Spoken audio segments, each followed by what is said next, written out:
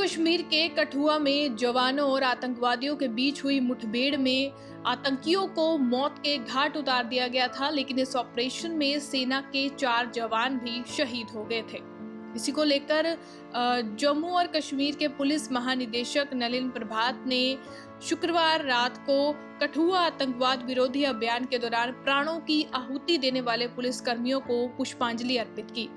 बता दें कि कठुआ आतंकवाद विरोधी अभियान में चयन ग्रेड कांस्टेबल बलविंदर सिंह, जसवंत सिंह और अहमद और तारिक अहमद शहीद हो गए थे। आतंकवादियों के खिलाफ ऑपरेशन 23 मार्च को शुरू हुआ था, जब स्थानीय लोगों ने सान्याल में संदिग्ध पाकिस्तानी घुसपैठियों को देखे जाने की सूचना दी थी। जम्मू कश्मीर पुलिस, सेना, बीएसएफ और सीआरपीएफ सहित सुरक्षा बलों ने एक तलाशी अभियान शुरू किया और इस तलाशी अभियान के बाद गोलीबारी शुरू हो गई। वहीं पुष्पांजलि अर्पित करने के बाद डीजीपी नलिन प्रभात ने कहा कि 23 मार्च की शाम को पाकिस्तानियों को देखे जाने की सूचना दी थी और सूचना मिलते ही अधिकारियों का एक दल जो है मौके पर पहुंचा है। पूरे इलाके को बीएसएफ, सेना और सीआरपीएफ ने घेर लिया था और ये पूरा ऑपरेशन जो है यहाँ पर चला है। और क्या कुछ कहना है उनका, आइए वो भी आपको सुनाते हैं। कठुआ से लोकेश वर्मा की रिपोर्ट। 23 तारीख को सान्याल में शाम के वक्त एक दंपति ने पाकिस्तानियों को देखा। वो खबर साथों साथ पुलिस को बताई गई। हमारे पुलिस के अफसरान बिना किसी देरी के, बिना किसी डिले के सान्याल में पहुंचे। सान्याल में जिस जंगल में वो बैठे थे, वहां एक हमारी बहुत ही छोटी टुकड़ी गई। सिर्फ 5 आदमी थे और उन 5 आदमियों के साथ पाकिस्तानियों की मुठभेड़ हुई। और आप ये देख सकते हैं कि ये पाकिस्तानी क्या थे या कैसे थे। 4 मैगजीन, 3 आईडी, 2 ग्रेनेड और इसके अलावा बहुत अलग चीजें छोड़ के वहां से भागे। जब वहां से ये भाग रहे थे, जब तक ये सिलसिला चला, तब तक पूरे इलाके में स्टॉप्स लग गए। तमाम फोर्सेस आई, आर्मी, सीआरपीएफ, बीएसएफ, उनके अफसरान भी हमारे साथ कंधे से कंधा मिला के खड़े रहे और ये सिलसिला चलता रहा। आप सबको मालूम है, सान्याल गांव में ही ऑपरेशन 4 दिन चला।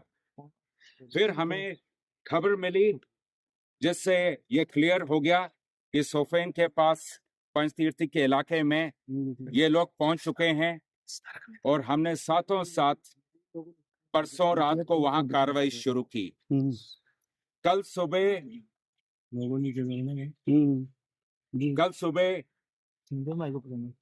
हमारी एक बहादुर टुकड़ी के साथ मुठभेड़ हुई और उस मुठभेड़ में 2 पाकिस्तानियों को मौके पे ही मार गिराया गया।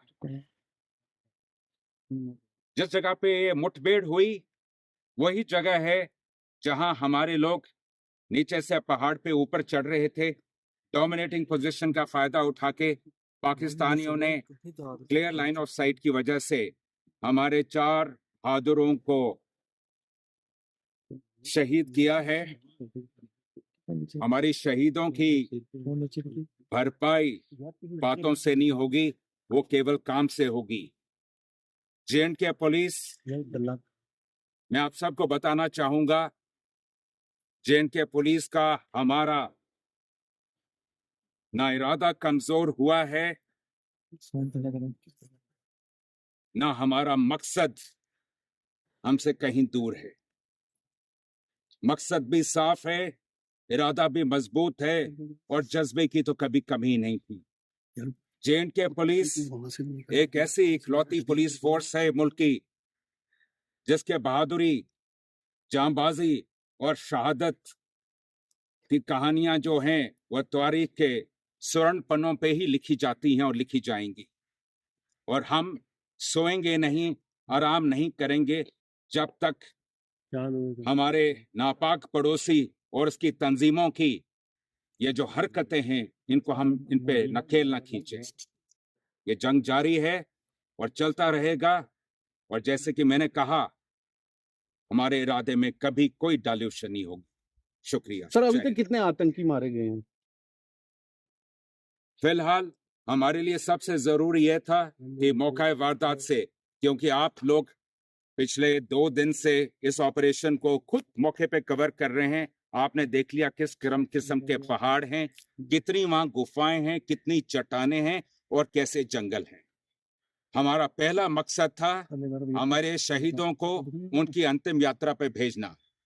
तो जो लोग वीर गति को प्राप्त हुए हैं उनका रिट्रीवल सबसे मुख्य था हमारे लिए और वह मुकम्मल हुआ है।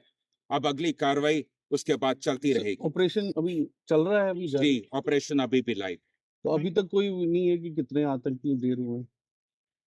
ऐसा है कि जैसे मैंने आपसे बताया, जिस तरह का इलाका है उस इलाके में जब तक सर्च का हमारा मुख्य लक्ष्य केवल हमारे वीर गति को जो प्राप्त हुए साथी उनको रिट्रीव करना था।